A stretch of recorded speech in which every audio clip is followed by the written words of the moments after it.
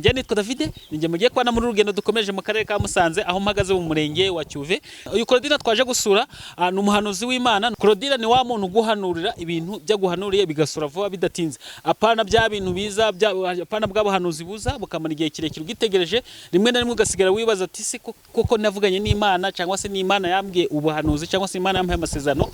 Kuri Claudine nawe ntago ariko bimeze. Kuri Claudine ukuntu bimeze, Bibiliya irambwira ngo umugabo witwa Hamani yigeze atega ikigo cyitwa igiti ngarakimanika gifite mikono.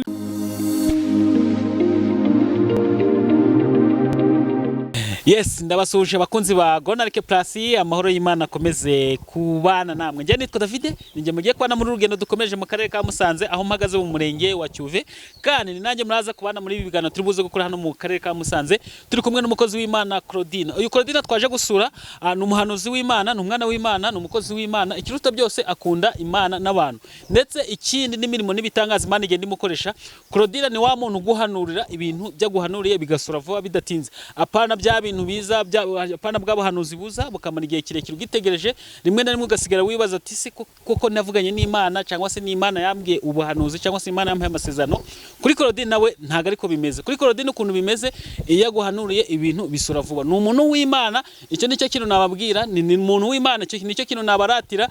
Kubaratira ko Claudine wenda ari umuntu nkatwe byo si bisanzwe kuko natwe turi abantu, ahubwo ikintu nabaratira nuko ni umukozi w'Imana, kandi muri iyi minsi Imana iduhaye kwe ngo imukoreshe imirimo n'ibitangaza. Si ubwa mbere tuganire, twagiye tuganira mu bihe byinshi bigiye bitandukanye, ariko uyu munsi twagarutse ikimenyimenyi nuko mugenda mumukona mu bihe bigiye bitandukanye, tugiye kuganira ibintu byinshi. Hanyuma ikintu kimwe turi buze gukora muri iki kiganiro cyangwa se ibintu bibiri, icyo usabwa ni ukwizera ukihana, kuko iyo utihanya byose biba byapfuye. Kandi mbere na mbere mureke mbabwire, iyo ufitanye n'Imana n'inzigo cyangwa se hari inzigo hagati yawe n'Imana, ntakiri Imana ibasha kuba yagukorera. Imana yo yaravuze ati nzabasheshengesha ubuhanuzi kugira ngo mubone ko ndi kumwe namwe, ariko nzaba nzi ibyo mukora. Imana ibyo dukora byose ibi bireba gusheshengesha ubuhanuzi, ukumva ko wavuganye n'Imana ariko ntago byasora ugifite ibyaha. Hanyuma rero ikindi kintu turi buze gukora ni ukurikira ikiganiro cyose, kuko nyuma yaho tuza gushyiramo inimero y'umukozi w'Imana ku bantu bifuza kumuhamagara, ndetse n'abantu bamukeneye kumubaza ibintu bimwe na bimwe bigiye bitandukanye. Ikindi nakubwira nuko ugomba gukora subscribe hano kuri Gonarike Plus. Mwe mumaze iminsi mutambona mu biganiro nk'ibi ngibi, ariko dushima Imana nanjye yanshoboje ko mwari no minsi ndi muri situation itameze neza, aho numvaga ibintu bidahagaze neza. Nashatse kubabwira coka nk'umuntu wenda ushaka kubyumva, wenda ashobora kunyandika inbox, ariko nabwo sibye ko ntanamubwira byinshi, n'utuntu dukeya nuko kunganiza ngo amuntu bunkunda by'umwihariko. Hanyuma rero uyu munsi nongeye kugaruka ngo nongeye nkuri ibiganiro bigiye bitandukanye. Cyo nabararikane kimwe, mukomeze mukurikira ibiganiro bya hano kuri Gonarike Plus, kuko naje gusura umuntu w'Imana, umukozi w'Imana udasanzwe witwa Claudine, abantu mwamenyera hano kuri Gonarike Plus. Hanyuma reka tumutegereze, ari mu nzu gatoya ari kwitegura. Hanyuma nkuko nari mbibabwiye ko tugiye kuganira na Claudine, ngo uyu yaje nyuma y'igihe kirekire ari kwitegura, ariko nanone sibyo tugiye guheraho muri aka kanya. Reka duhere ku sengesho agiye kudusengera. Ikigaragara cyo uyu ni umunsi w'ibyishimo, ni umunsi w'umunezero. N'Imana yakurinze ikakubatiza amababa yayo, komeza ushima Imana, unyeganyege ushimira Imana ko yemeye ko uba ukiriho muri ubu buzima bwa hano ku isi, cyane cyane ko twagiye tubona ko isi itagitugira impuhwe habe na gatoya. Claudine, ndakwakiriye. Murakoze Imana yanjye turaganira ibintu byinshi. Nukuri ko Imana ndashaka kino kiganiro kiruta ibindi biganiro byose twagiye dukora. Ndashaka ngo abantu badukurikiye baze kumva Imana bundi bushya, bitandukanye n'indi minsi yose twaganiriye, ngo cyo duhora dukizwa tuba bashyashya buri munsi, kuko isi yo nta mpuhwe dufitiye. Iyi si bwa nta mpuhwe dufite habe na gato, habe. Reka dutangire n'isengesho.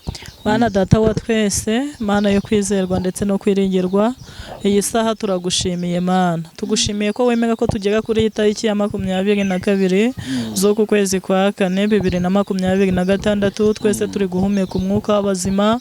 Ntago twirengagije ko hari abaryamye muri moroge, hari abari kongererwa umwuka, bari kubona hasigaye gatoya bakava mu mubiri. Ayo mahirwe rero duhaye kuba twebwe turi guhumeka umwuka wacu twaguze tutaguze, nuhabwe icyubahiro icyubahiro turabigushimiye. Hanyuma tugushimiye ko dutije aka kanya ko kongera kugera kuri iyi kamera turi kwamamaza ubutumwa bwawe bwiza. Nanone ntago nirengagije ko hari abandi benshi twakirijwe kimwe n'abakijijwe nyuma yanjye n'abakijijwe mbere yanjye batakibirimo. Ni neza, ni amahirwe menshi akomeye wangiriye, ntuhabwe icyubahiro Mana. Nyemerera utweze udutunganye, tubabare ibyaha byose twakoze, ibyo twibuka n'ibyo tutibuka, iby'abantu batuziho n'ibyo natwe ubwacu twiyizeho, n'ibyo nawe nk'Imana utuzi utweze. Numara kutweza, amaraso yawe, imbaraga zawe byongere byuruke, byongere bitugote, kandi utweyurire igicucu umwijima, utumurikishirize umuco wawe. Mwuka wera tugaragareho uyu munsi wa none, mvuge mvugishijwe nawe, ntaba ari njyewe izina ryawe ariyo ryamamarira muri njye. Kandi Uwiteka, abantu bose badukurikiranye baze gufashwa nawe, kandi hagire imigozi myinshi icika ku bwoko bwawe muri aka kanya. Urakoze bana natwe, duheje imyuka mibi, duheje gukora kose ku mwanzi bitakuvuga bihunge. Ineza yawe yamamare, urukundo rwawe ruganze, kandi ineza yawe ikomeze ibe kuri twese mu izina rya Yesu, amen. Nongeye kuguha ikaze n'akaribu hano kuri Gonarike Plus. Wari ukumbuye Claudie. Buri munsi uba mushyashya. Yego. Wenda tutatangira ikiganiro, reka ndebe ibyo mbona bingaragara imbere y'amaso yanjye. Reka ndebe ibyo mbona aribyo tubanza tuvugeho. Yego. Claudie, wambaye neza. Urakoze. Ariko uburyo witezemo ni uburyo budasanzwe. Sa n'uwunamye gutya.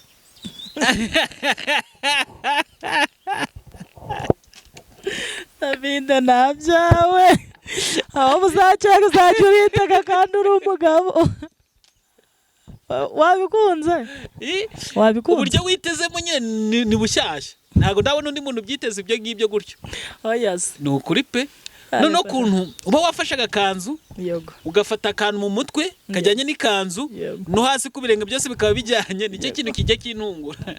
Ngahita nibaza, uyu ni umunyacyaro, ni umunyamujyi, ni umunyakigali. Abantu se rimwe na rimwe tubona Claudie akatubwira ati ni umuntu uciritse, ariko twe tukabona ko bivuga siko biri. Ni ibiki? Numara kumwemera nk'umukiza wawe, uhamye mu bandi ibyo yagukoreye, usabe n'Imana ibahishurire Yesu, bahabwa ubwo buntu wahawe nawe. Njye ndinginga Imana ikwereke Yesu, umwakire nawe, nicyo ngusabira. Kuri ubu njya ngira amahoro mu mutima, nyahawe na Yesu umukiza wanjye.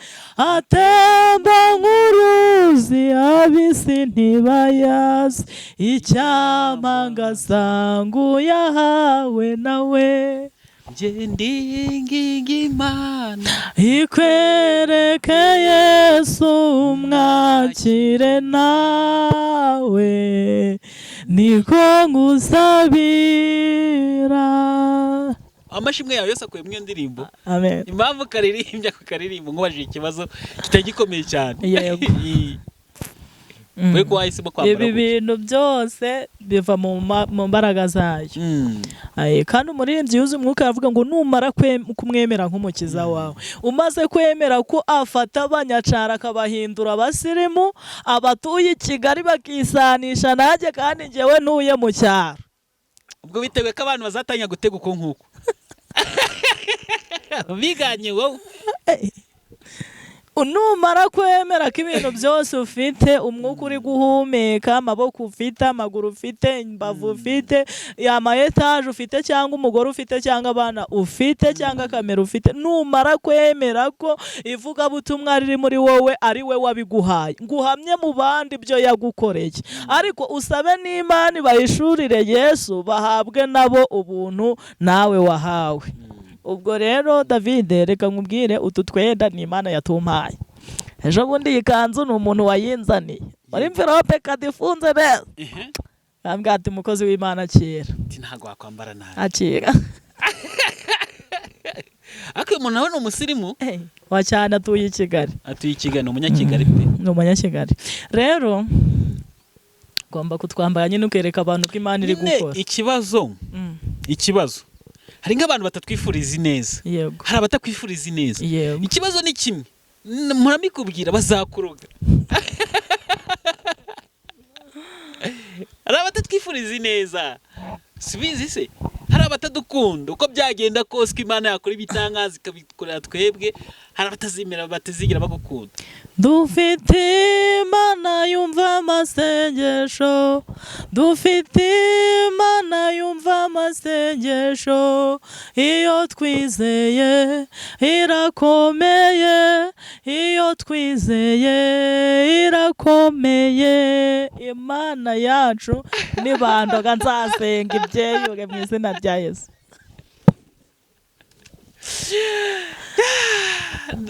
Nizeye ko abantu bari buze gukurikira kino kiganiro, bari buze kuryoherwa n'ikiganiro turi bukorana uyu munsi, ariko nanone kiri buze gusubizamo abantu byiringiro kuri ba bantu cyane cyane baba bumva ubuzima bwararangiye. Nukuri Abantu baba bumva ubuzima bwararangiye, mba numva iyo nkugezeho, mba numva cyane cyane twebwe hano iwacu kuri Gonareke Plus, mba numva ikintu cyaba cy'ingenzi cya mbere ari gusubizamo abantu ibyiringiro. nukuri Umuntu wumva ko ubuzima bwarangiye akunga agasubizwamo ibyiringiro, akabona ko ubuzima bugishoboka. nukuri Kandi buriya mba numva nk'amagambo nyine babwira ubuzima, ku buzima bugomba gukomera, kuko iyi si nta mbabazi, icyo zabo twahereyeho. yego iyi si nta mbabazi dufitiye, ariko Imana idufitiye imbabazi. Abantu nta cyiza batwifuriza, ariko Imana yihora itwifuriza ibyiza ku manywa na nijoro.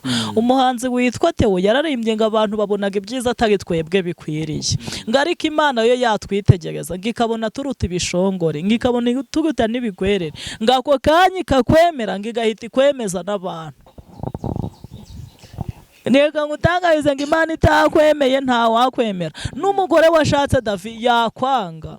Umugabo witwa Yobu ngo yigeze ageragezwa, imitungo yiragenda, abana yabyaye 10 barapfa, ibintu byose biranga. Ariko ijambo ry'Imana rirambwira ngo bigeze ubwo ari kwishimisha urujo, ngo nima n'umugore we yashatse akamubwira ati Imana tuyihakane tuyive imbere, n'ubundi nta kintu igumari, tuyihakane. Ngo Yobu aravuga ati sinzareka Imana yanjye, nananiwe kuyereka mfite abana, nanirwa kuyereka mfite amazu, none nyireke hano ahubwo nyikeneye ndi kwishimisha urujo. Aravuga ati n'ubundi nta gihe nsigaje kuba kwisi, reka mbe kwisi niseye Imana. Ngo Imana yururukira mu kwizera kwa Yobu, ngo imusubiza ibyo yaranyazwe ibikubye kabiri, ndetse n'abana bose bari barapfuye barongera babaho, agira abana 10.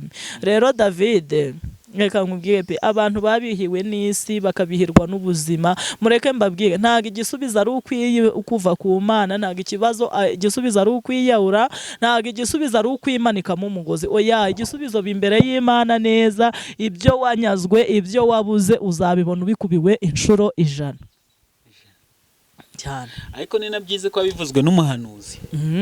Buriya hari umuhungu umwe yego yarotse kuza kunterera, kagira inkuru aherutse kuza kuntereta. Noneho rero kubera nyine kuno kuntu niyambaraga gutwenda wenda duhuje, agavuga ati uyu no mukire muguyeho. Arambwira ati se sha uzanyemera? Ati nzakwemera. Ati se urankunda? Ati ndagukunda. No kwashize umwanya arambwira ati si basi nta kuntu waba umpaye 300. Wowe nje nkabimuha. Mwahura? Uwo yatwaye tusanzwe tuziganye nyine twarahuye. Ati nta kuntu wampa 300. Ati nyine nkagira utuntu tunyakoresha. Ndamureba ndavuga ati se wa muhungu we ubu uri kubona ari bwo bwa mbere mpuye n'umutubuzi. Ati si kubereye ubuze uburi kuntu ubura ko kuri kumva nayaguha umuntu sinzi wanyu, ngo nuko wenda twahuye imbona nkubone, sinzi wanyu, sinzi inkomoko zawe, nguvuka he, utuye hehe, ngo 300 koko. Ubu si twagiye mu murenge basi ngo twasezeranye, gangije agambwira ngo ngo nimba wanze kuyama ku neza ngo yareke ngasikiwe, ngo nushaka kunyange, ngo ubundi singuri kubona ngo uri bucuga mu bakobwa bose bari kwiyisi ngo kuburyo nunyanga nzabundi dukundana. Wari uwo muhungu abahungu n'abandi babinuko kwimba. Arambwira ngo ntago ndi bucura, ngo mu bakobwa bose bari kuri iyi si, ngo kuburyo nimwanga azabura abandi bakundana. Uzi ikisubizo namusubije? Naramubwiye ati nanjye nzi neza kutari bucura mu bahungu bose bari kwiyisi. Niyo waba uri bucura byiyizeho kuri bucura, sinabura n'umupfakazi upfakaye na 6 tukabana. Kuko ijambo ry'Imana yavuga ngo nta kigore kizabura ikigabo, nta n'inkweto igomba kubura iyayo. Tuza rero duturane hamwe.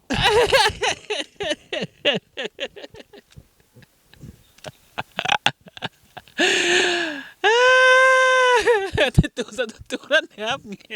tuza Iyo bazigenda kuganiriza mba numva ari ukuntu ngukumbuye cyane. Mbese nkumva nshaka kuganira nawe gutya. Kuko byiba n'umuntu udukurikiye hari byinshi agenda akuramo. Bakavuga ati byibura hari ibibazo ibi n'ibi, ariko Claudine avuze ijambo ngiri rinsubizamo ibyiringiro. Kuko hari abantu hari umuntu hese kuduheza story ngo muri wabo abakobwa batatu, uwa mbere afite 35, uwa kabiri afite 32, ni ibiri, uwa gatatu afite 20 niba ari n'8 n'umunani aho ngaho. Ngo bose ngo bari mu rugo nta numwe urashaka. No gahita avuga ati ninde usengera ubundi. Gahita byibaza. Imana rero ikora twe bihabanye natwe. Hari ijambo rimwe twavuzeho kare riravuga ngo bamuritse barindwi Uwiteka arabagaya. Ubu ngubu twebwe Imana ngo ntago ireba ubwiza bwo mu mutima, niko twavuze ngo ahubwo ubwiza bugaragara inyuma, ahubwo ngo ireba ubwiza bwo mu mutima. Ubu hari umusore w'inkonkobotsi ushobora kuza akavuga ati n'ubundi agakono gashaje niko karyoshaga imboga, agahita agenda agatoragura wa wundi wa 35. Undi akaza akavuga ati nukuri kw'Imana bambwiye ko isafuriya imaze guterwamo imbereri ari iryoshaga imboga, agabatoraguye wa wundi wa 33. Abantu bose bari bazi ngo bano bakobwa ngo baheze kuyishiga, agahita abona birakunze. Hanyuma mu murimo w'Imana umeze ute? Meze neza, nta kibazo, n'umurimo w'Imana uri kugenda. David, ubu mfite amashimwe menshi mu mutima wanjye, nta kibazo mfitanye n'Imana. Ishimwe rya mbere ufite aho ngaho nyine yufuza ishimwe ryawe, hari igihe n'undi nawe ahita ajyamo ibyiringiro akavuga ati Imana kuba atabaye Claudine, cyangwa se hari n'undi ufite ishimwe wenda nk'umuntu wasengeye agasubizwa, uko atabaye urawo Claudine yasengeye agasubizwa, nanjye muhamagawe n'akansengera hari ikintu Imana yamfasha. Cyane cyane ko kano kazi nakimana ntago mwe mwakihaye, kuko nabigerageje kukavamo ariko bitakugwa amahoro. Rero tubwiye ishimwe rya mbere, uratubwira nk'abiri. Ishimwe rya mbere mfite kuva mu kwa gatatu ku itariki ya mbere kugeza uyu munsi kuri 22 z'ukwa kane, maze kwakira abantu 5 bari kumbwira ko babonye perime kandi nasenze 5. Hari umuntu wampamagaye nimugoroba arambwira ati twarasenganye ntari nabona ibintu byo kubyara mbese byaranze, atari kubu nagasamye ndatwite. Urumva rero Imana iri gukora imirimo n'ibitangaza, abantu benshi babona imyambaro. Nanjye ubwanjye kano gakanzu nambaye nta byumweru 3 birashika nkabonye 3 byose.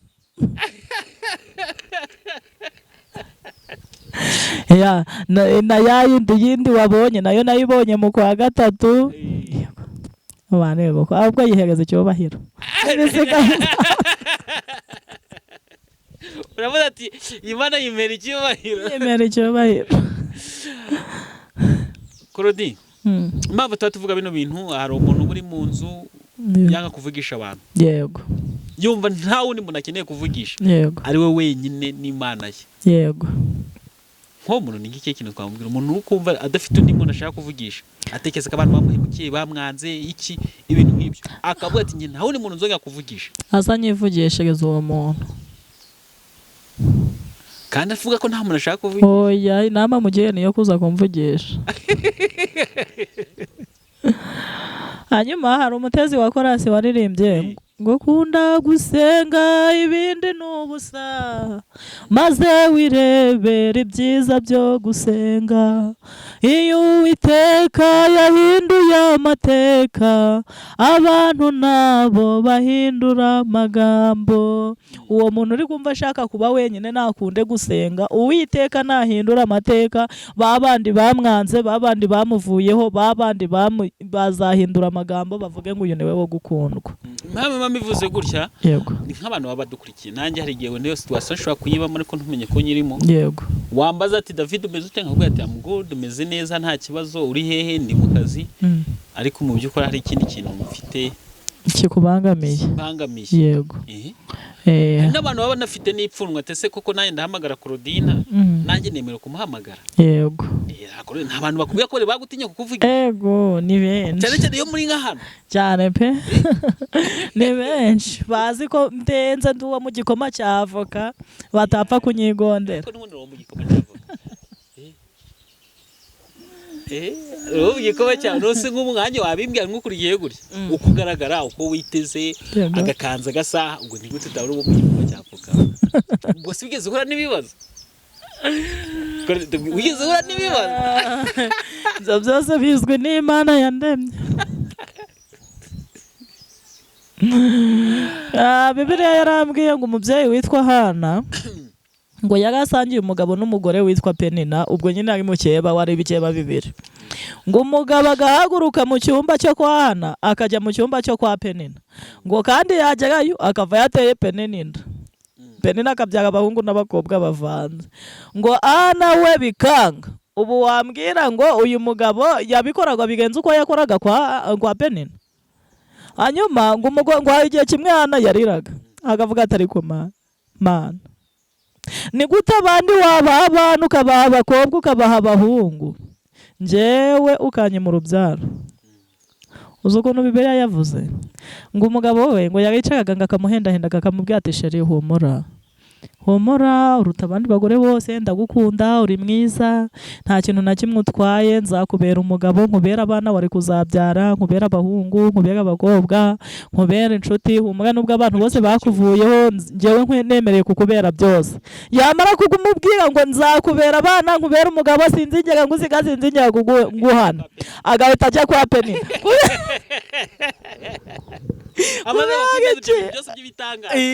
Kubera iki atarekaga kujya kwa Penina akagumane na Hana ibihe byose?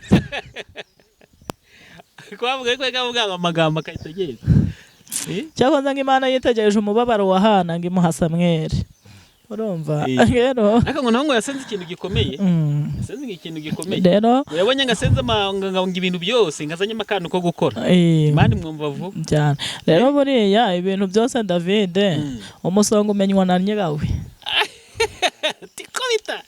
Kubita inzara kajya kanakarande kubita inyatsi.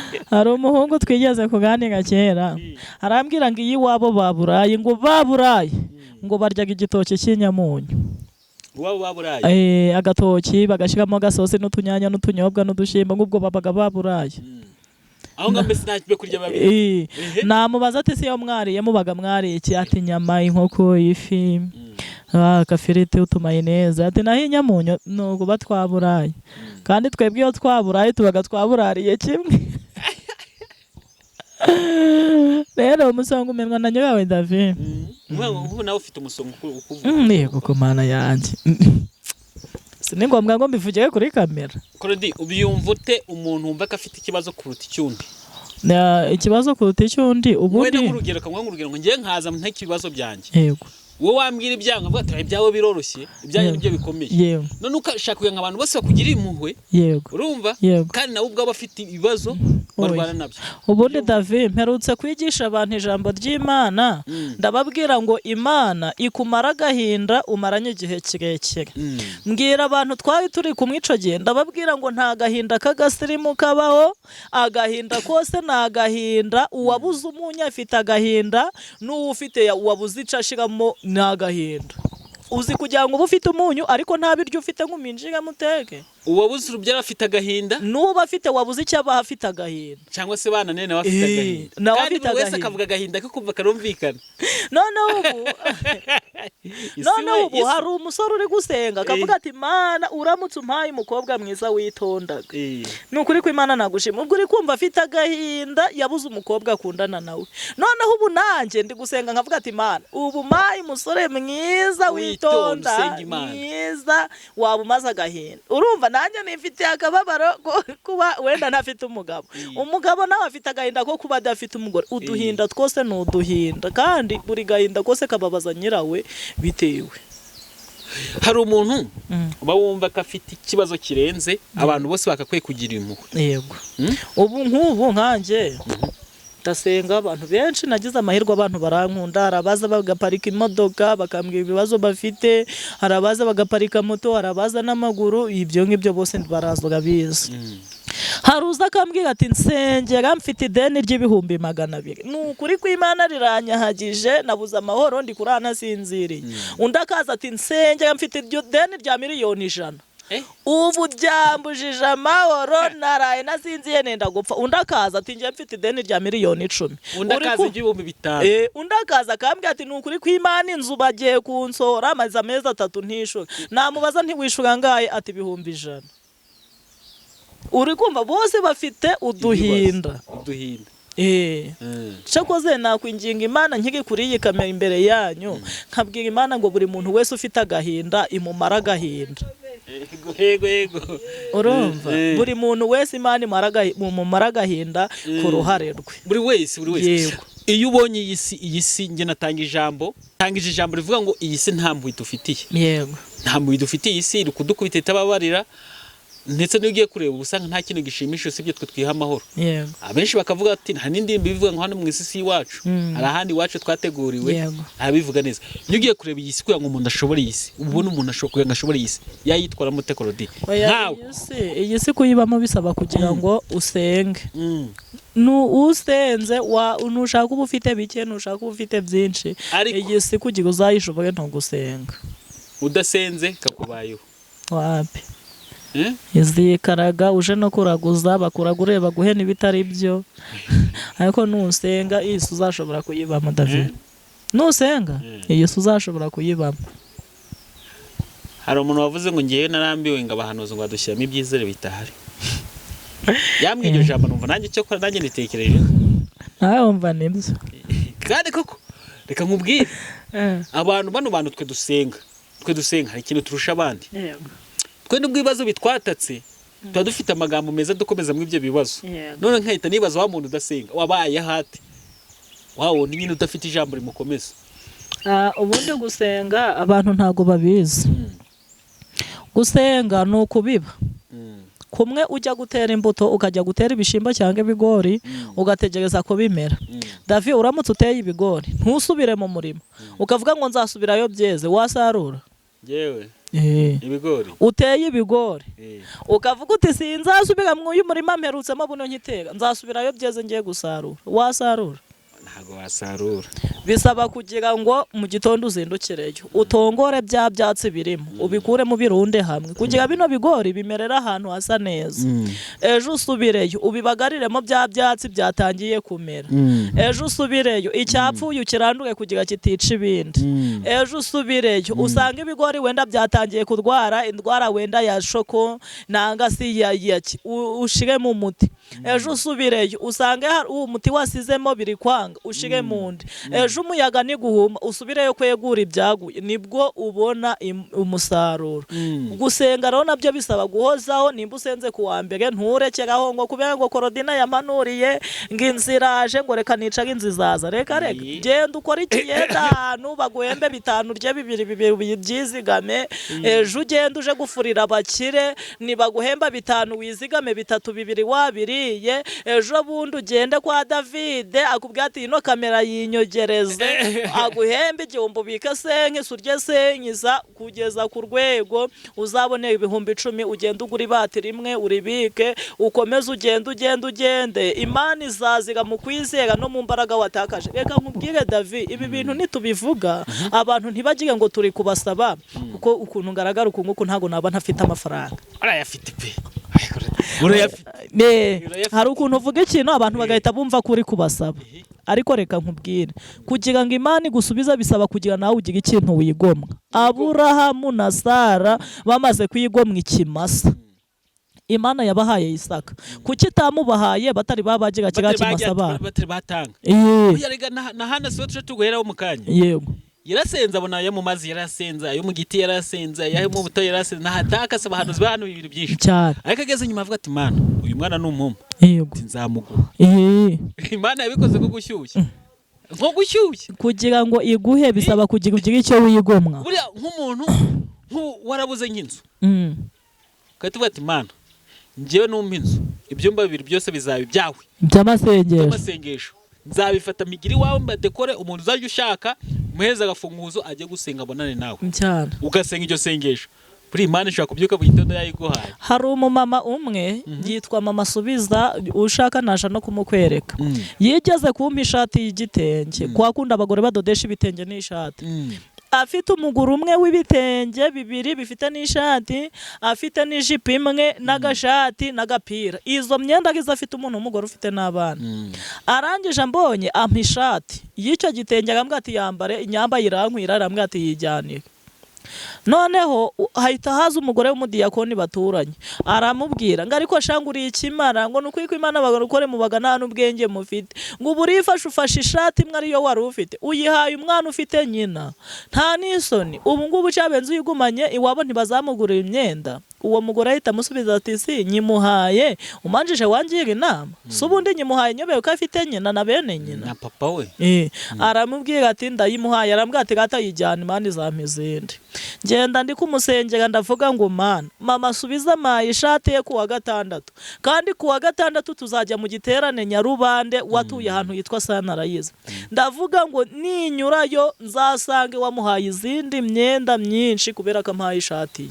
Iryo ni ryo sengesho nasenze. Ngo bigeze kuwa kabiri ngo hahita haza umuntu azanye imiguru 3 z'ibitenge bishasha, azanye n'amafaranga uwo mugore aradodesha amashati. Arangije agamubwira ngo Imana yambwiye ngo kubera umwana w'umukobwa wahaye ishati ariyo gusa ufite, ni nkuzanire bino bitenge ugenda ubidodeshemo imyenda. Umugore aragenda agabidodesha, kamwe yatanze gacuye, kamuha ibishasha, kamuha ibitenge imiguru 3 bishasha. Noneho umugore abijyana ku batayeri n'amafaranga bari bayamuhaye. Kuwa kane ngabona umuntu azanye kiga gisashi bita garondo, ni nawe urakiza n'ubu kiracyahana. Kirimo amajipo, kirimo amashati, kirimo amakanzu, kirimo udupira, icyo gishashi cyuzuye. Ngo umuntu agamubwira ngo Imana irambwiye ngo kubwisengesha umwana w'umukobwa yagusengeye umuhaye ishati imwe, zino myenda zose Imana yaziguhaye zitwarire. Kuwa gatandatu naciyeyo umugore arampagarika ati boretse kugenda manze nkubwire, anyereka imyenda zose harimo amabaze, harimo ibitenge. Arambwira ati Imana ibi bintu byose yabinzaniye kubira ya shati naguhaye. David, kugira ngo Imana igukorere ikintu nuko bisaba kugira ngo wigomwe. Aiga kwigomwa si n'ibintu bikomeye. Wagana mu bitaro gasura, ware umuntu hafi yiwawe utafite kurya, udafite icyo kwambara ukameza. Twebwe kuko urebye Claudina. Yego. Claudina yego ni hano kwisi twese dora dukeneye, ariko Claudina hageze. Bebe shati yambaye. Naga ariko gusaba. Nabo yarwaye ntabwo ngusabye. Ariko reka nkubwire David, umuntu wenda urugero ni umukirepe, afite amakampani runaka. Akwandikiye wenda guhera ku wa mbere, uramwandikiye guhera ku wa mbere ati nshaka ko tuvugana online. Akubwiye ko telefone ye yapfuye, harimo agakode kamwe kadatumye iyo telefone ikora. Ni urugero. Ntunamubajije utako gakode kugira ngo bagakuremo abatekinisiye nangahe. Ahubwo ukazaje ugakomeza ukamwandikira ngo none si ngo nubu ngo ntirakora, ngo none si ngo nubu ni yagira gutya. Ibyo bintu na amafuti igomwe. Umupfakazi witwa Mukawobadiya yigeze yegera Yesu. Yigeze yegera umuhanuzi witwaga Elisa. Aramubwira ngo umugabo wanjye Obadiya atari yapfa, yagiraga umuhati n'umwete wo kwakira abakozi b'Imana. Gusa abavuga butumwa, abahanuzi basenze akabakira akabagurira amazi, akavuga ati ubu basaraye mufata amazi, mufata ibiryo. Noneho abakiza ibyacu bigeze ubwo bishira ajyamo n'ideni. Noneho apfa atari yishuga ideni. None umwishuza ntago yangiriye impuhwe kuko napfakaye ngo mbabarire, ari kunyishuza nabuze nico mwishuga. None yambwiye ngo aratwara abana banje 2 gusa mfite agiye kubagira imbata, yabatega kwa Satani. Yaje gite ibyo ntibindeba nuko arabatwara. None nk'umuhanuzi mwasenganye, nk'umuvuga butumwa, nk'umukozi w'Imana, umfashije iki? Ngo Elisa aramubaza ngo ufite iki wowe mbere yuko ngufasha? Uri kumva ko ku Mana nta mikino, bisaba kugira nawe ugira icupa ufite. Nta mikino. Ufite ingomereho. Ufite ufite ingomereho. Koresha ka microphone. Ubu inje nkakubwira ati telefone yanjye yapfuye. Wenda ntago ufite ibihumbi 150 ngo uje kungura telefone nshaje. Ushobora kumenya ngo mfite 50. Nawe ugashiraho 100. None ushobora kuba udafite n'ijana. Nakubwira ni telefone yapfuye ugahita umbwira ati jya ku mutekinisiye wumva yaguca. Yanca 20 ukayatanga kubera ari ufite. Imana rero nayo ntago izapfa gukora gutyo gusanguza imbere yayo n'urutwe gusa ngo wibwe ngo impa oya, bigasaba kujya wigomwe n'umwanya wawe usenge. Aka kantu nakavuze bita abatipe bagiye bakora ibintu by'amakomedi Yego. bakavuga ngo buriya rero ngo Yesu niyo yabaga agiye gukora igitangaza Yego. ngo yakinaga akantu kitwa sample Eh. afite akantu ngo mwibuke muko bw'ikano Yego. ngo basigaranye iki amazi bari bayafite muri bayafite iyo batayagira ngo urebe ngo ajya gutubura imigati ngo yatuye imigati ate ahereye ku mugati umwe. umugati umwe Eh. bango na ba Petero banje kubabwira ati mwikorera amabuye Yego cyane nyine biheraho Imana ntabwo ishobora kuza nta kintu wigomwe buriya hari abantu bambwiraga ati Korodina ati reka tugutegeke wenda uze udusengere sibyo nkababwira ati tike murantegeka n'ubundi niyo muratega muje kundeba takaza uwo mwanya wawe utega unsange mu rugo bishyiraho Imana ishobora kutamanukira muri tike watanze ikamanukira mu mwanya watakaje kuba wigomwe akazi kawe cyane cyangwa se niba nta kazi ufite kuba wigomwe kuryama cyangwa se imirimo gukora mu rugo yego ukaba wemeye gufata risque zo mu muhanda ukaba wakora n'impanuka cyane rwose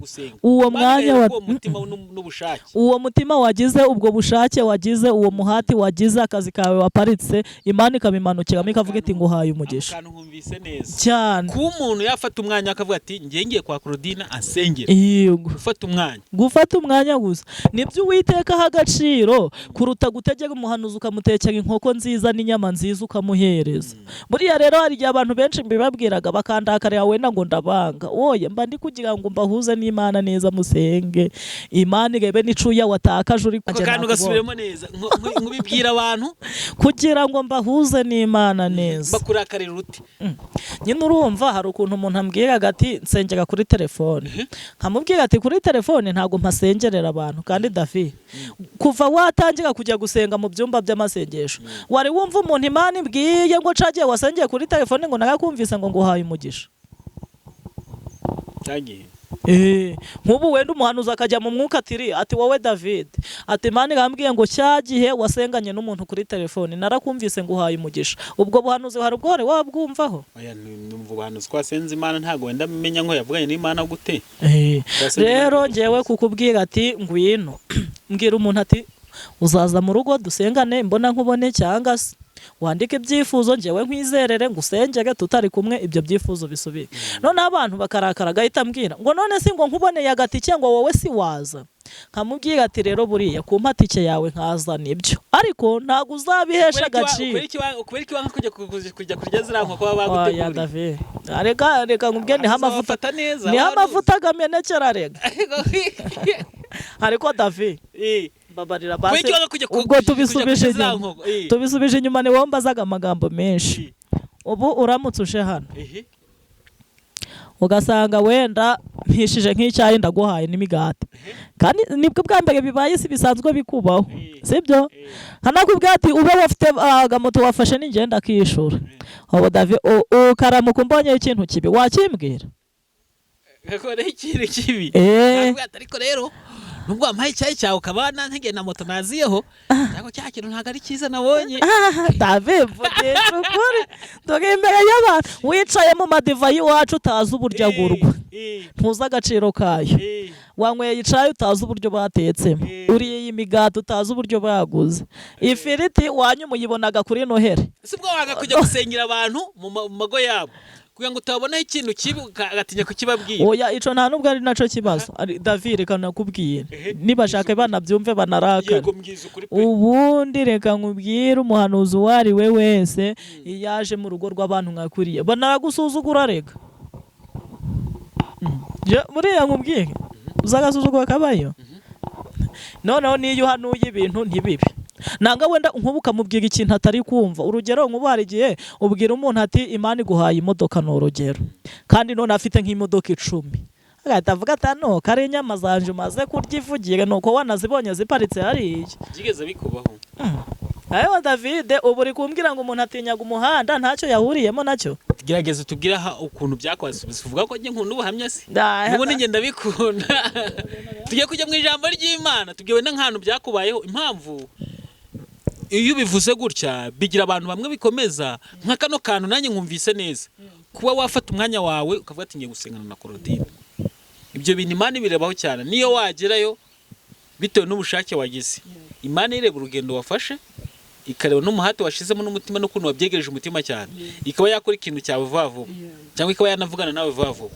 Bitandukanye nuko waba wiryamiye iwawe ukabwira ati umuhanuzi ngo inusengere, yajya agasanga ukiryamye, agasanga abandi n'abakozi babyutse bagira, wagera ugatanga ukavuga ati sawa reka mbyuke unsengere, atarwaye nta kindi kibazo afite.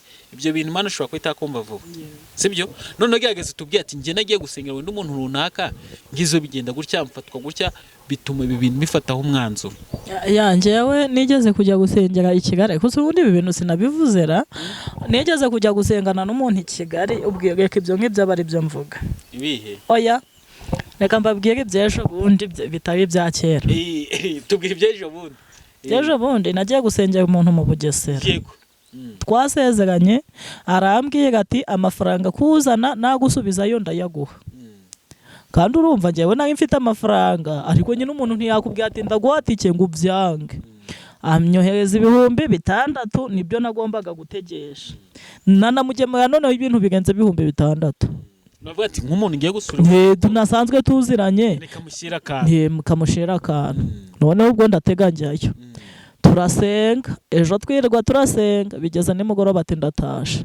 Umugore ati oya da, ateka kanya si. Ati nagenzi nguramara nk'ukwezi hano, aturumva dore igihe cy'abanyeshuri cyageze, ejo nibwo baratangira amashuri, Minervari zaba nizo ndi gushaka, nagenzi yuko ugiye kubanuka namfasha gusenga izo za Minervari zikaboneka vuba. Noneho nyuma y'ukwezi wenda barasubiye ku ishuri, ibintu byose bimaze kwegerana neza, nkabona kugira ute, nkabona kuguhatike ugataha. Ndamubwira ati se wa mugore we, umuntu uregeje imyaka 20 umukobwa baraye ejo bari busabe mari wawe kwe ndabandi gukora ikisi. Ubwo arangije arambwira ngo waguza watoragura wasenga Imana ikayago, nimba ifite ukuntu utahataha ntabwo mfite amafaranga yo kugutegeka. 6,000 gusa ibyo birankura mu Bugesera bikangeza mu rugo. Davi iyo mba ntayafite ubwo sinari ndagumira yo rimwe. Kuva uwo munsi ndarahira ndavuga ngo sinzasubira mu ngo z'abarokore, buriya aho ngiye ntubuhagaye mba nasenze n'amavi yagakobotse. Ndi kubw'Imana ati mbwira urugendo nimba rurimo gahunda njyeyo, nimba atari nta gahunda irimo sinjeyo. Ni gutyo bivuze ngo n'umuntu ugiye gusura warayimusengera wakobotse, byibura ubona agenda ufite amakuru y'ikibintu ugiye gusengera birubuze cyane rwose. Bivuze ngo nta muntu wapfa guhaguruka bino gutya uhita ubyuka ugenda, umanza ukabitegura ukabisengera. Ndamanza ngategura nkavuga ati uru rugo rurimo umugisha w'Imana njyeyo canga, nkabanza nagenda. Hari n'ahandi hantu nigeze njya, none unsanga umukozi wabo yaragiye, nta mukozi bafite. None urabiza abakobwa aho bageze barisanzura, nyine biba ari ngombwa kugira umukobwa akore, nta mukobwa uzinduka. Ngezeyo abana bose barankunda, nkabakarabya ndabambika ngi gute. Twari dufite amasengesho y'iminsi 3. Iminsi 3 ntizirangiye, umuntu agambesha ati ku rusengero rwacu ati bakwifuje, bavuze ngo ugomba kuzabwiriza umunsi uyu n'uyu. Ubwo harashaka icumweru, ndavuga ati kuva ari umukozi w'Imana mugenzi wanjye ubimbwiye nta kibazo kambyemera. Ngumayo icumweru cyose kirarangira. Wa munsi yambwiye ndabwiriza wo mu rusengero, ahita ambwira mu gitondo. Ubwo uri kumva nyine nkuraga akazi nk'umukozi wo mu rugo wisanzuye.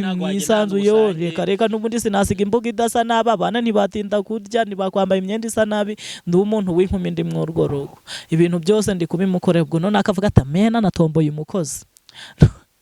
Noneho wa munsi ndabwiriza aho yambeshe ngo nibwo nzabwiriza, ahita ambwira ngo yewe ngo ku rusengero ngo baramamagaye ngo hari undi muvuga butumwa ngo waje ngo none ngo ubwo wowe ngo nagukibwirije. Ndamureba ndavuga ati ubwazi ngo yandushije ubwenge, ndihorera ndatuza, akazi kose ndagakora. Ndangije ndamubwira ati ndatasha. Ati ubu siko nta mafaranga mfite yo gutega nibiki. Ndamubwira ati wayagira utayagira ndataha, nayabona ninshaka nahe n'amaguru mve hano iwawe ngeri wacu n'amaguru sindara mu rugo rwawe. Abonye namara amaja mpatike ndataha. David, ingo z'abarokore baragusuzugura bakakubika bakagufata nk'uko utare ukora igikomere. Nta rugo mfaga kujyamo. Ndakubwiraga nti ayurantegeka niba ari 10,000 urantegeka, nawe nibyo urateguje kundeba. Takaza n'uwo mwanya wawe n'imirimo yawe ureke kuyikora, utakazuze ngo usengere utahe, n'ubundi ni ngiye ukeneye. Iyo umuntu aje hano aje gusengana nawe ubona umusaruro witeze ku Mana bikunda. uba mwinshi ubu mwinshi byo nose ubundi reka David nkubwiye arega nta nubwo ari n'ibintu bisaba gusenga ubu David nji wawe nkakubwira ati ndashonje ufite ibiryo nta wabima ufite n'ibibisi ni wabimuta 5 ujye gutekera naba ubu mfashe umwanya wanjye nkava hano muri uyu murenge wa Cuve nkazi wawe mu mujyi nkakubwira ati nukuri kw'Imana inkweto nambaye imbere n'inyuma neza ufite nk'imiguru 5 si wampa umuguro gumwe rero n'Imana nuko ijambo ry'Imana ryarambwiye ngo nimujya mu byayo nayo izaza mu byawe ubwo nimba wafashe umwanya ukajya kureba umukozi w'Imana mugasenga niyo ataguhanurira niyo utagira ikindi kintu utanataha wizeye ko Imana wasenze nayo yaje mu byawe kandi rero bubikemura yes reka tujye mu ijambo ry'Imana ku bantu bagiye badukurikira hano kuri Gonareke Plus kusanizira ko ikiganiro nkuko nababwiye ari uko ngakubona Imana bundi bushya no ko ngakwakira ubuntu bwayo bundi bushya niba rero warabuze icyizere aka niko kanya ko gusubizwamo iki ibyiringiro turi kumwe na Claudine amen iyo mvuze amagambo nahumeje gutya nanjye mbanyakora ku ntiba y'umutima yego nanjye mbanyavuga hari ukuntu uvuga Imana ukumva Imana iraryoshye pe none washinga ku by'Imana yakoze buriya nanjye reka nkubwire mwanya no misira akabazo nahuye nako bacitse intege ariko shingiye ku by'Imana yakoze buryo yabanye nanjye mbere atari n'ubu ngubu none numva wana kwicarira ukumva nta n'ikibazo wanagira none kwako numva abantu bakurakaje niyo wabareka ukumva n'ubundi mu buzima warubayemo nta kintu kinini bari bagufitiye cyane yego ni byiza kubona abantu bakuri iruhande ariko ubuzima rurimo nta kintu kinini bari bagufitiye cyane ukagutuma ubaho wishimye sibyo ngo rero ntekereje Imana gutyo nkumva Imana iryoshye nukuri Claudine reka dufata akanya gato yakatarenze nk'iminota 8 ijambo ry'Imana ndaza kubwira ibindi bintu dukurikizaho turega muri ka kanya abantu bakunda cyane gusa ikintu kimwe cyangwa bibiri nuko tuba tugomba kwisera tugafata ibitagaragara tukabigira ibigaragara kuko kwizera niko kurema yego reka dusome ijambo ry'Imana turasanga muri Zaburi turasanga muri Zaburi ya 35 igitabo cyanditswe n'umugabo Nagasina Zaburi igitabo cyitwa Zaburi ya 35 asoma umurongo wa 7 n'umurongo wa 8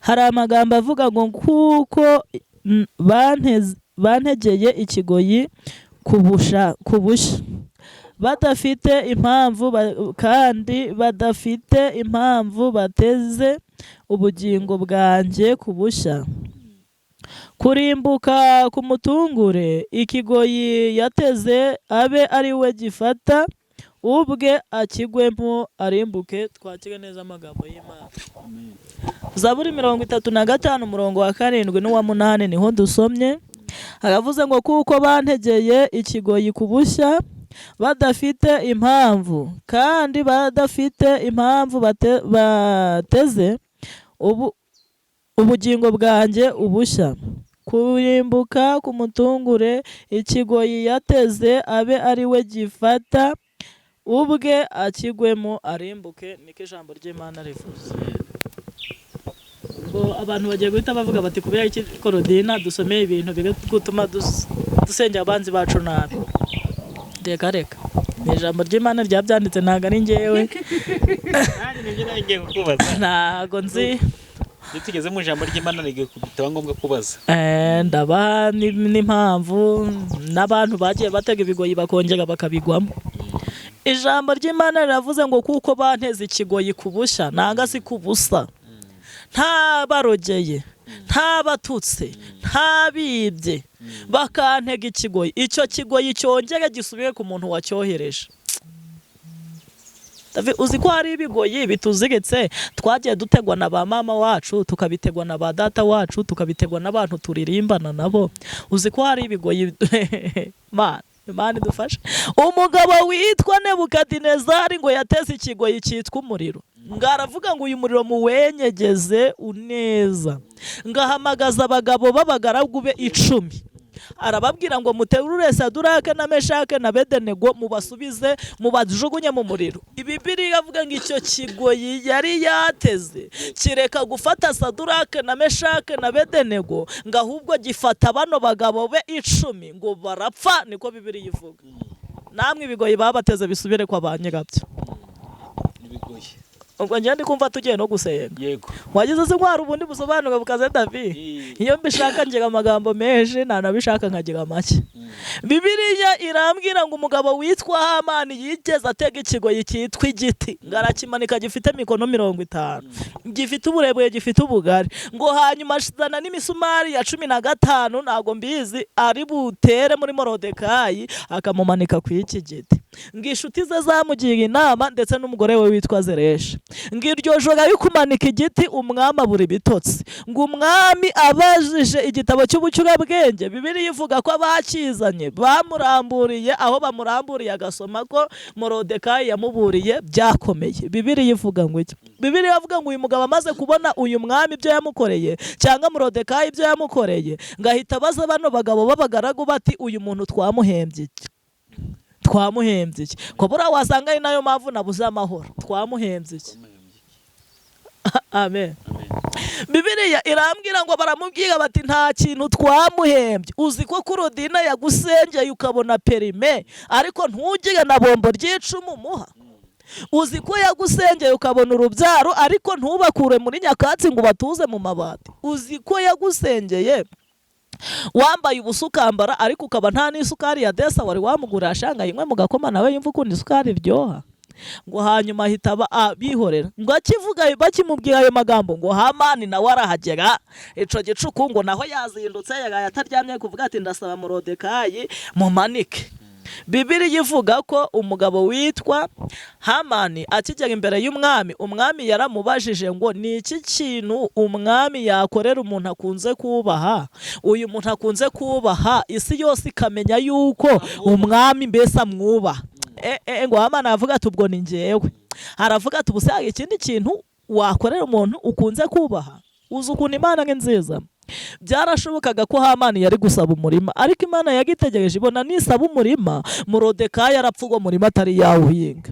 Imana yitegereje ibona Hamani asabye etaje mu mujyi wa Kigali. Uyu mugabo witwa Morodekayi etaje arayibona ariko arapfa iyo etaje atari yayigeramo.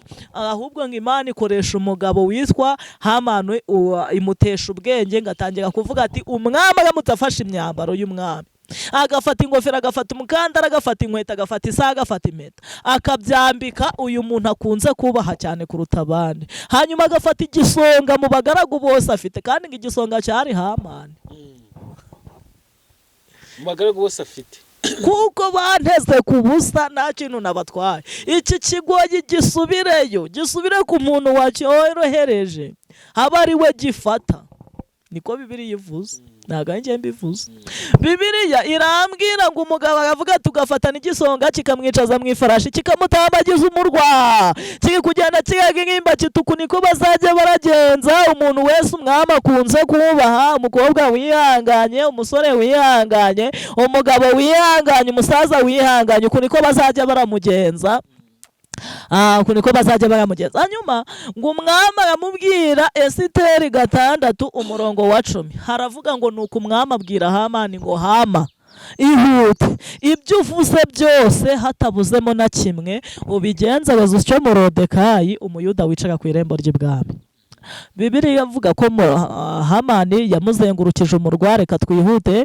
Hanyuma ngo amaze kumuzengurutsa umurwa ngo ariko amuzengurutsa ababaye umutima uri kumurya ari kuvuga ati koko uruntu ndushingiye igiti nzi ngo ndarumanika ahubwo abarinje umutambagiza umurwa. Ngo nuko akishunditse ubwo mujinya mu kanwa ke ngo umwami aramubwira ngo ko ndi kubona urakaye urakajwe n'iki?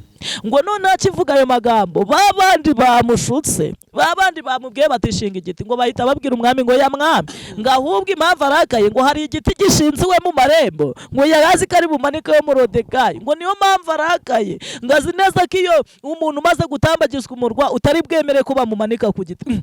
Ngo umwami ahita afata abandi bagaragu be ngo arababwira ati mwirukange mujye kwa Hamani murebe ko koko ibyo abaturage bari kumuvuga ari ibyo.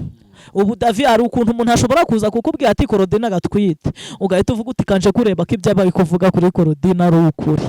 ngo umwami aramubwira ati genda undebere ko ari ukuri igiti koko kimanitse. Bibiliya iravuga ngo bageze iwe basanga igiti kiramanitse bataragaruka, ngo uyu mwami witwa Hamani cyangwa se umuntu uri munsi y'umwami ngahita yegera Esiteri ngahamubwira ati mwami kaze Esiteri mbabarira nakoze amakosa nemera ko abayuda bose bapfa n'ukuri kw'Imana n'igiti nayagishinze ariko mbabarira unsabe umwami ngo umwami acinjiga ngasanga undapfukamye ku bibera aramubwira ati kubicura binaniwe none ugiye kumfatira n'umugore ku ngufu mu mbaga y'abantu bangana gutya.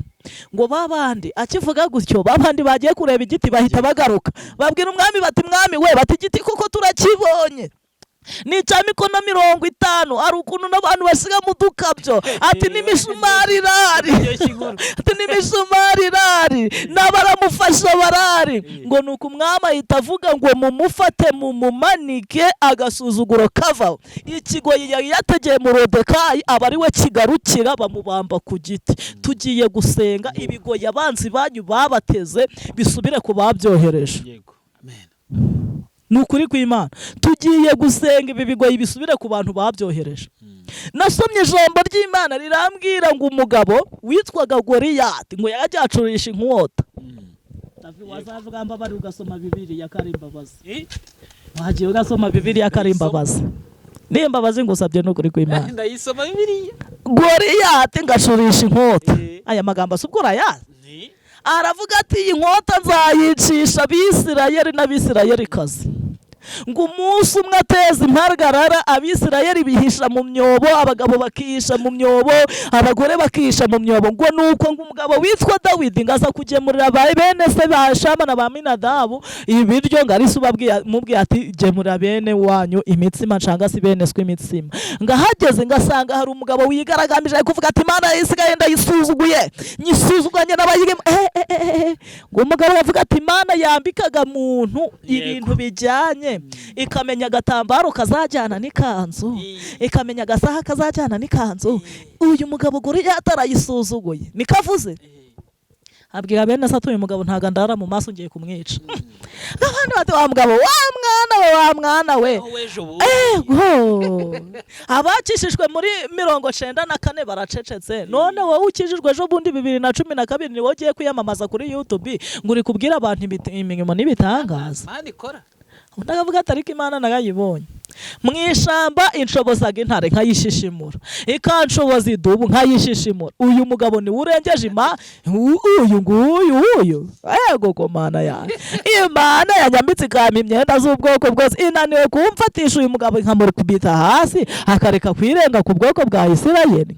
Ariko ni nabyo ubu Imana yakugira neza David nkakujya ikananirwa kuguha Imana yo gusengera abarwayi bagakira.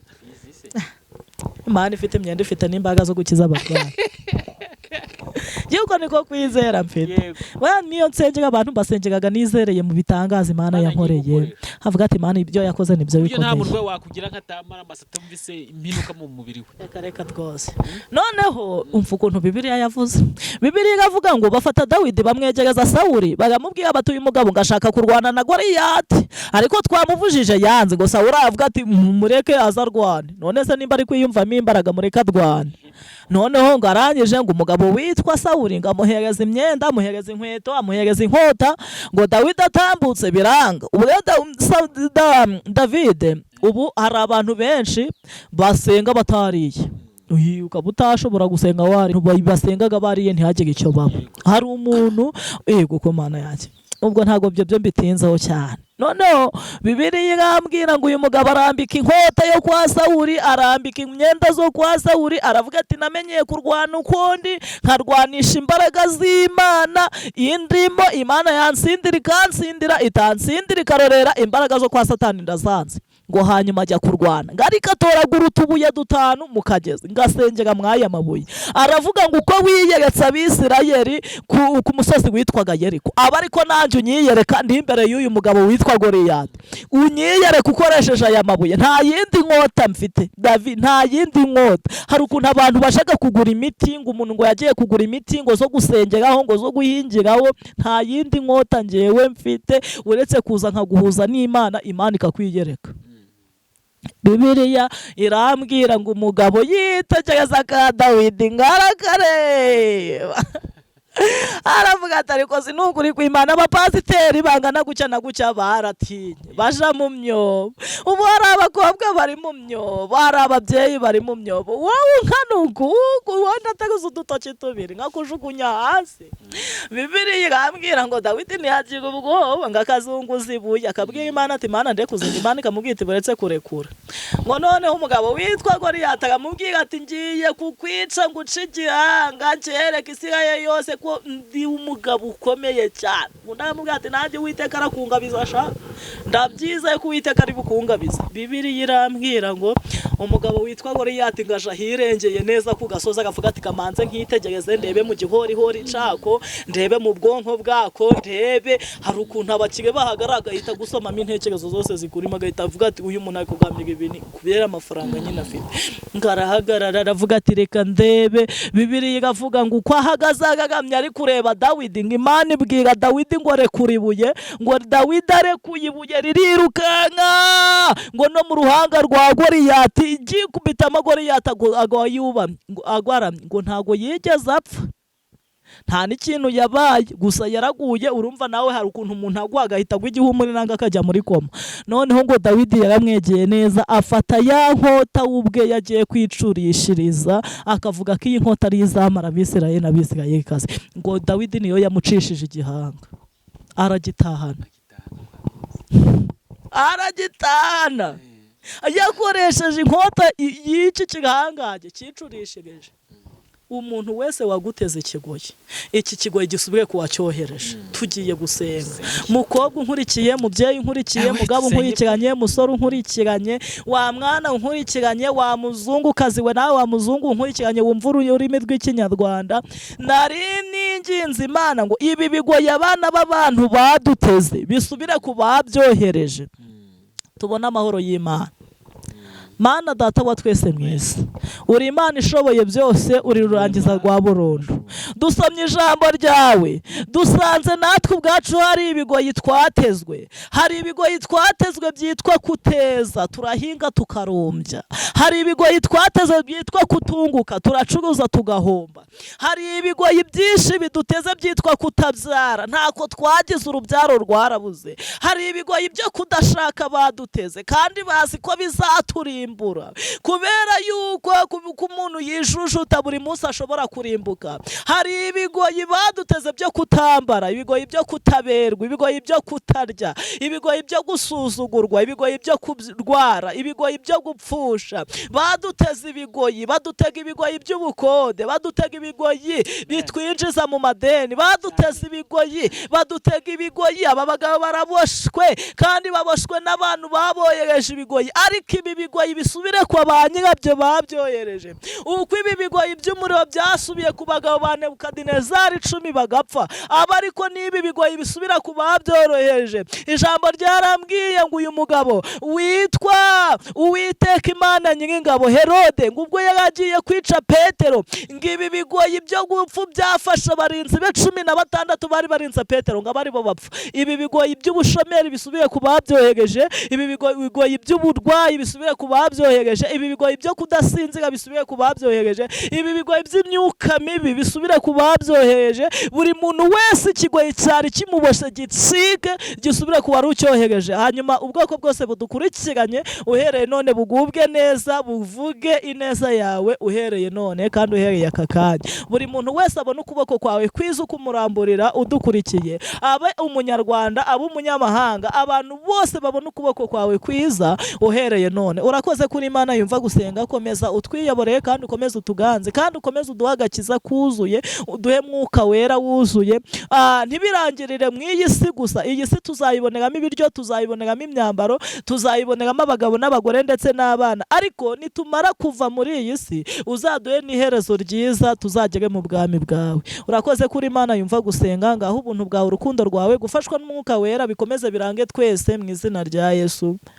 Amen. Yego turagushimiye kubw'akanya wadaye katubwira ijambo ry'Imana, ariko nanone yo numvise ijambo ry'Imana mba numva nongeye kumva Imana bundi bushya. Cyane cyane bivuze Claudine turi kumwe mba numva nezerewe. Niba uko abantu bakunda ari benshi, nanjye mba numva rwose nongeye kumva Imana bundi bushya. Tugeze muri kakanya keza, kanya ko gufata nimero y'umukozi w'Imana. ku bantu bifuza gusengana nawe nkuko nabibabwiye nababwiye ko turi buze gufata nimero yiwe aka niko kanya tugezemo rimwe na rimwe ukuntu ngira n'ubwoba bavuga ati aka kanya abantu bazagakunda kurusha ijambo ry'Imana kuko ndebye abantu baguhamagara wajya nk'umuntu wese ureba ikiganiro ahita guhamagara niko njya ntekereza buriya nk'ubu ngubu dukoranye ikiganiro ubwo ejo ntabwo uzaryama cyangwa usinzire telefone nuko zirimo umuriro mwinshi.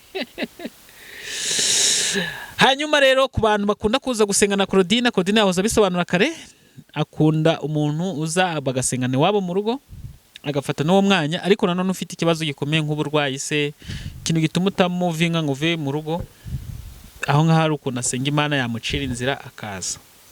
Siko ndakubeshye Claudine ko niba mbeshya nyomuzi mbya turabeshya ntago ari byo nibyo urananiwe n'inzara Claudine afite n'inzara n'umunaniro